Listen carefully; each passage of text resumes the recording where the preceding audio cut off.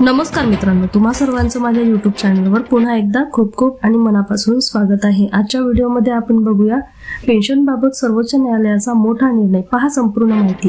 व्हिडिओला सुरुवात करण्याअगोदर तुम्हाला एक विनंती, चॅनलवर पहिल्यांदाच भेट देत असाल तर चॅनलला सबस्क्राइब करा आणि व्हिडिओला एक लाईक करायला विसरू नका। चला तर मग सुरू करूया आजच्या व्हिडिओला।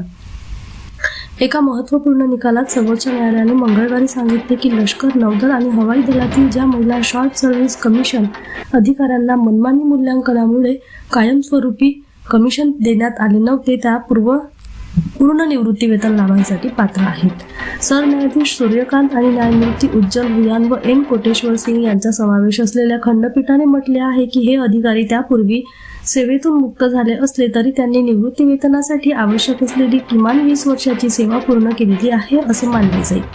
हा निर्णय याचिकाच्या एका गटावर आला आहे, ज्यामध्ये विंग कमांडर सुचेता एडन आणि इतरांनी दाखल केलेल्या याचिकेचा समावेश आहे।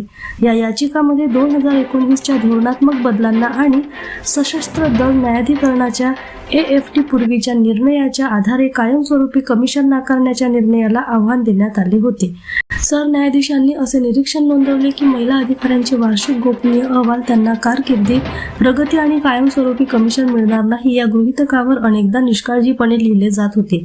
त्यांनी म्हटले त्यांना कारकिर्दीत प्रगतीच्या संधी मिळणार नाहीत या गृहीतकावर ACRS लिहिले जात होते।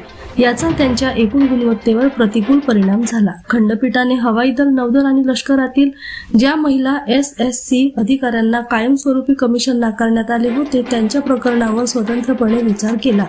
हवाई दलाच्या संदर्भात खंडपीठाने असे निरीक्षण नोंदवले की 2019 मध्ये लागू केलेले सेवेचा कालावधी निकष आणि किमान कामगिरी निकष घाईघाईने लागू करण्यात आले होते, ज्यामुळे अधिकाऱ्यांना ते पूर्ण करण्याची योग्य संधी नाकारण्यात आली।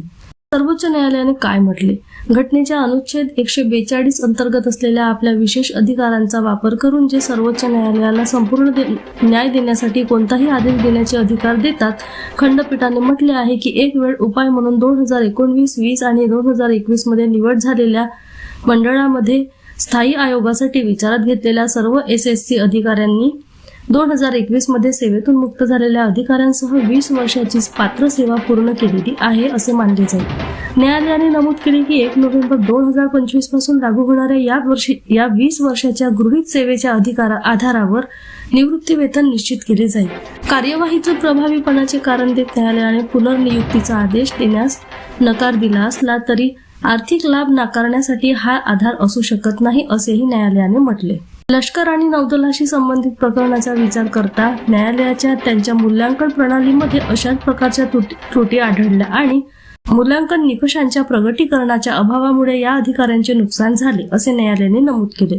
सेवेत नसलेल्या अधिकाऱ्यांसाठी विंग कमांडर पदावर काल्पनिक वेतन श्रेणीनुसार पदोन्नतीची मागणी न्यायालयाने फेटाळली।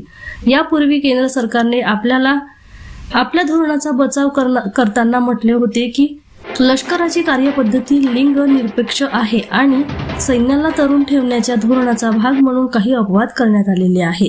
पुन्हा भेटू एका नवीन अपडेटसह। धन्यवाद।